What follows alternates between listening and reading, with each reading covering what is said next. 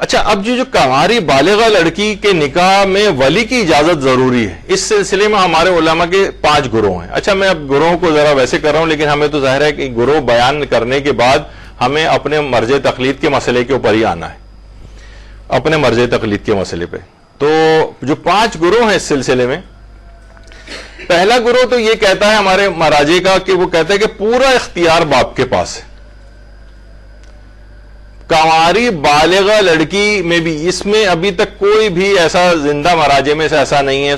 کہا جاتا ہے کہ بہت پرانے ہمارے کچھ علماء سے قائل رہے ہیں، وہ کہتے ہیں لڑکی کو اصلاً کوئی اختیار ہی نہیں. وہ کہتے تھے لڑکی کو کوئی اختیار نہیں، کنواری بالغہ لڑکی بھی جو ہے تو اس کے پاس فل اتھارٹی اس کے ولی کو حاصل ہے. اس کو کچھ نہیں، وہ جہاں پر کرے گا اسے وہیں پہ کرنا پڑے گی. لیکن بہرحال یہ والا گروہ اس وقت ایگزسٹ نہیں کرتا ہے. اچھا، دوسرا گروہ یہ کہتے ہیں کہ پورا اختیار بالغ لڑکی کے پاس ہے. پورا اختیار بالغ لڑکی کے پاس ہے. اس سے کسی سے نہیں پوچھنا ہے. اس کے بہت ہی کم تعداد میں اس کے علماء قائل رہے ہیں تاریخ تشیع میں کہ پورا، یعنی آج کل کے اس کے اندر بات کر رہا ہوں. پہلے زمانے میں جو ہمارے علماء ان میں تو کچھ ان کی تعداد تھی، لیکن آج کل ان کی تعداد بہت کم ہے. اچھا، پھر اس کے بعد ایک گروہ علماء یہ کہتا ہے کہ باپ کی اجازت فتوے کی بنا پر ضروری ہے. یعنی فتویٰ ہے ہمارا کہ کنواری لڑکی کو نکاح کے لیے باپ کی اجازت ضروری ہے. امام خمینی کا یہ فتویٰ تھا، کہتے تھے میرا فتویٰ یہ ہے کہ کنواری لڑکی کو لازمی باپ سے اجازت لینا ہے.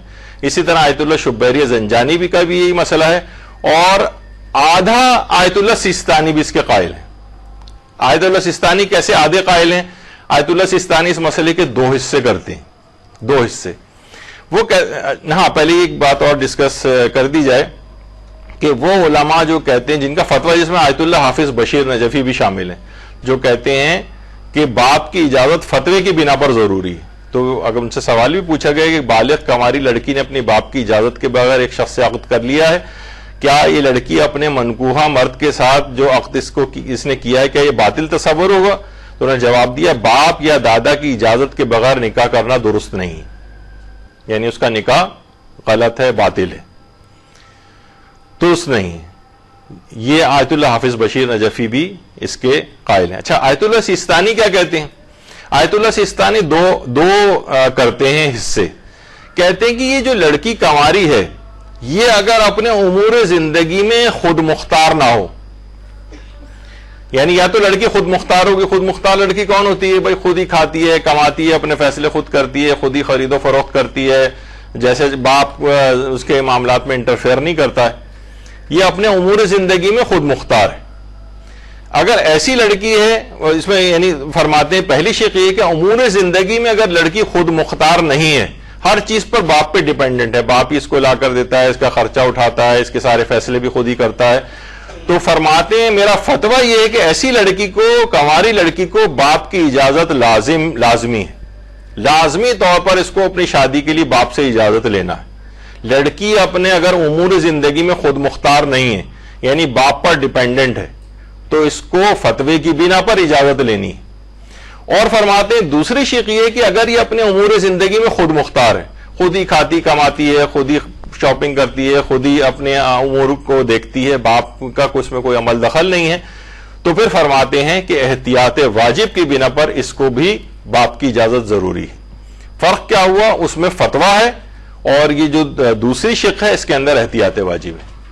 یعنی ڈیپینڈنٹ لڑکی جو اپنے باپ پر ہے اس کو فتوے کی بنا پر اجازت لینی ہے، اور اگر انڈیپینڈنٹ ہے، وہ خود مختار ہے اپنے امور زندگی میں، تو پھر اس کو احتیاط واجب یہ ہے کہ اجازت لینی. اس کا ایک اس فتوے، یہ جو 2 شقوں کے اندر جو یہ اختلاف ہے، یعنی اختلاف تو نہیں، یعنی 2 شقیں جو الگ الگ ہیں، اس میں فتوے اور احتیاط واجب کا ایک تفصیل اس کی آگے چل کر آئے گی کہ اس میں کیا حل نکل سکتا ہے چیزوں کا.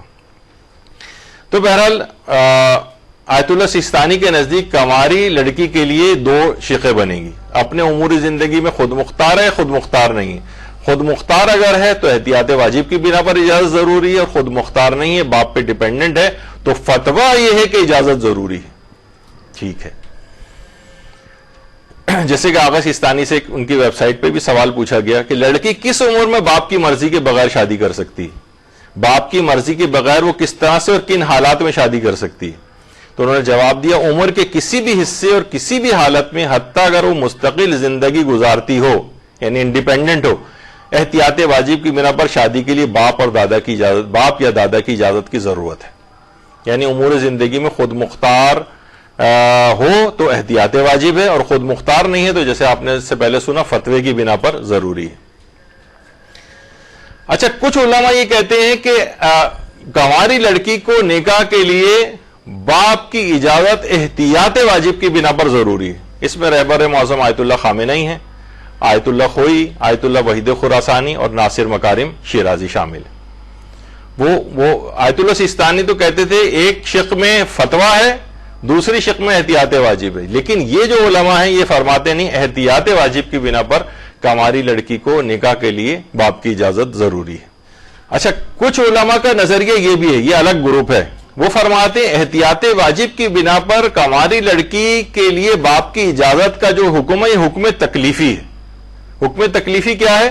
یعنی اس نے اگر باپ کی اجازت کے بغیر شادی کر لی تو جس میں آیت اللہ بہجت شامل تھے، وہ فرماتے ہیں کہ یعنی اس نے باپ کی اجازت کے بغیر کماری لڑکی نے اگر شادی کر لی تو یہ گناہگار ہے، لیکن اس کا نکاح صحیح ہے.